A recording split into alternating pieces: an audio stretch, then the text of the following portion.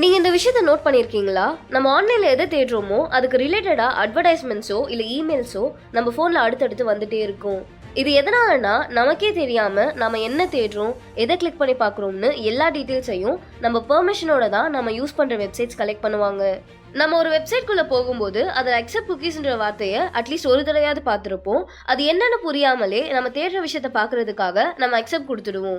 இந்த ஆப்ஷனை கிளிக் பண்ணதுனால நம்ம என்ன தேடுறோம், எதை கிளிக் பண்ணி ரொம்ப நேரமா பார்க்குறோம், எதில் நம்மளோட இன்ட்ரெஸ்ட் இருக்குன்னு நம்மளோட எல்லா டீட்டெயில்ஸையுமே அந்த வெப்சைட் கலெக்ட் பண்ணுறதுக்கு நம்ம பெர்மிஷன் கொடுக்குறோம். இந்த கான்செப்டை எல்லா கம்பெனிஸும் யூஸ் பண்ணுவாங்க. கஸ்டமரோட இன்ட்ரெஸ்ட் எதில் இருக்குன்னு தெரிஞ்சுக்கிட்டு அதுக்கு ரிலேட்டடான ஆட்ஸை காமிச்சு கஸ்டமர்ஸை அவங்களோட ஆப் இல்லைனா வெப்சைட்ல எங்கேஜா வைக்கணுன்றதுக்காக கம்பெனிஸ் யூஸ் பண்ற பிசினஸ் டாக்டிக்ஸ் தான் இது. இதுக்காக கம்பெனிஸ் யூஸ் பண்ற ஒரு சின்ன டேட்டா ஃபைல்ஸ் தான் இந்த குக்கீஸ். நம்ம ஃபர்ஸ்ட் டைம் ஒரு வெப்சைட் குள்ள போகும்போது அந்த வெப்சைட் நம்ம போன் இல்ல கம்ப்யூட்டர்ல இந்த குக்கியை ஸ்டோர் பண்ணி வைக்கும். அந்த வெப்சைட்ல நம்மளோட சர்ச் ஹிஸ்டரி அண்ட் பிஹேவியரை அந்த குக்கி நோட் பண்ணும்.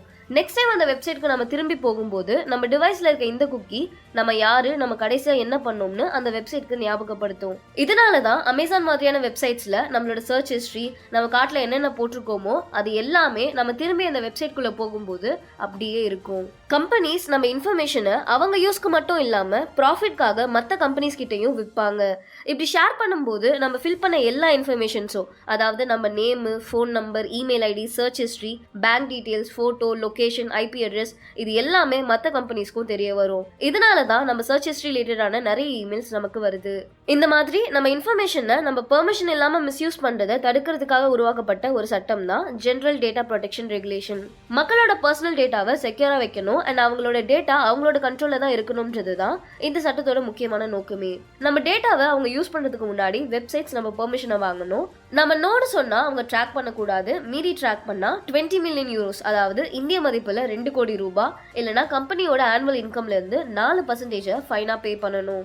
அதே மாதிரி நம்ம எப்போ வேணும்னாலும் நம்ம டேட்டாவை டெலீட் பண்ண சொல்லி வெப்சைட் கிட்ட சொல்லலாம். இந்த GDPR லாவை யூரோப்பியன் யூனியன்ல இருக்க 27 கண்ட்ரீஸ் தான் முதல்ல 25 மே 2018 அப்போ நடைமுறைப்படுத்தினாங்க.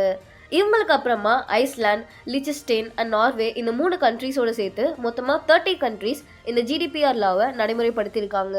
இந்த கொஸ்டினை தான் டைரக்டாவே 2019 நடந்த UPSC ப்ரிலிம்ஸ்ல கேட்டிருக்காங்க. இந்த சட்டத்தை பத்தி நீங்க என்ன நினைக்கிறீங்கன்னு கமெண்ட்ல தெரியப்படுத்துங்க.